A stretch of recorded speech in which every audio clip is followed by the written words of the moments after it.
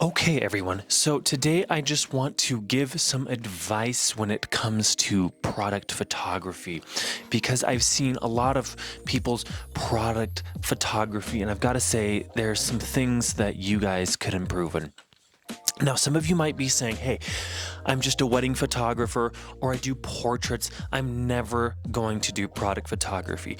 Well, let me tell you right now, if you're doing weddings, you absolutely will do product photography style of it, because you will be taking detail shots, and you can take this advice into taking those detail photos. So let's get into this thing. I have to come all the way back here because I have to grab something, but check this out. So number one is going to be shooting on a proper macro lens. I know most of you guys just love using that 24-70 f2.8, and I don't blame you. That is a great versatile lens, but let me tell you right now, that lens is not going to get the detail that you need when it comes to getting, shots of the ring or whatever else you need to get shots of that's kind of small. So this is a macro lens. It's proper macro lens, and it is a 1-to-1 lens. So this thing is going to get nice and close, and it's going to be very sharp. Now let's talk about the number two issue that I see with people's product photography style photos. And especially in the wedding industry, I see so much of this. You guys need to stop shooting at f2.8. I know that's a crazy thing, but shooting at f2.8 is going to ruin the shot basically because you're not going to have enough in focus. Now, I understand that people love the blurry background thing. I do too, but when you're doing product photography style shoots, you have to lose that mindset because you need everything in focus. If you are shooting on that 24-70, that's a great lens. Yes, it can kind of do macro stuff, not really, but if you're doing like a flat lay shot where you're shooting, hold on, let me grab something. It doesn't have a lens on it, but hey, but if you're shooting it kind of like this, like above to down, right, like that, stop shooting at f2.8. Stop your lens down more like to maybe f5.6, f7. Yes, it's fine to stop your lens down. Now I know what you're saying. It's going to be really dark. I'm going to have to crank up the ISO. Well, this is where the next thing comes in. Start using lighting, external lighting. This is a must when it comes to product photography. Now, yes, I know that you can just move your stuff closer to a window, and yeah, that will work.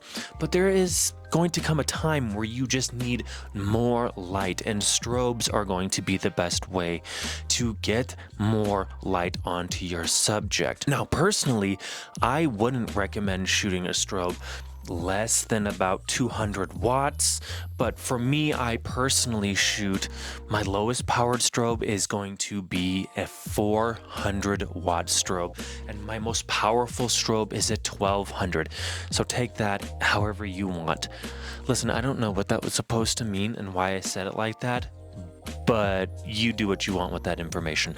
So another thing when it comes to product photography is we have to understand lighting, like I talked about, and we also have to understand color science, because product photography is all about making something that's inanimate look really good. You want to bring life to something and make it look alive. I'm trying to find something that we can show as an example. For example, I have this bottle of fragrance and it is gold, so it already kind of stands out, but this is nothing. It's just an inanimate object that doesn't smile, it doesn't laugh, it doesn't give you anything like that.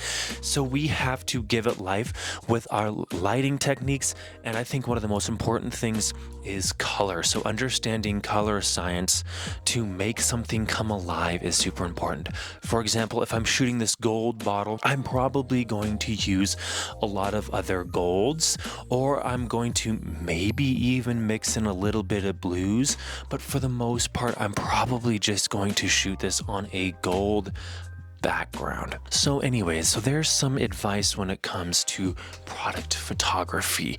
Don't be afraid to stop your lens down. I know your lens has an f2.8. This lens right here is technically an f2.8, but when I'm doing my macro photography, my product stuff, I always stop this down to like f8 and f16. That's where this lens lives. Bring in lights, that's fine. It's not gonna kill you to learn how to use an off-camera strobe, I promise. It's gonna be good for you. And then finally, the last thing again is just understanding color science to make your product seem more alive. So anyway, I hope that helped. If it did, I'm glad it did. See you guys in the next video.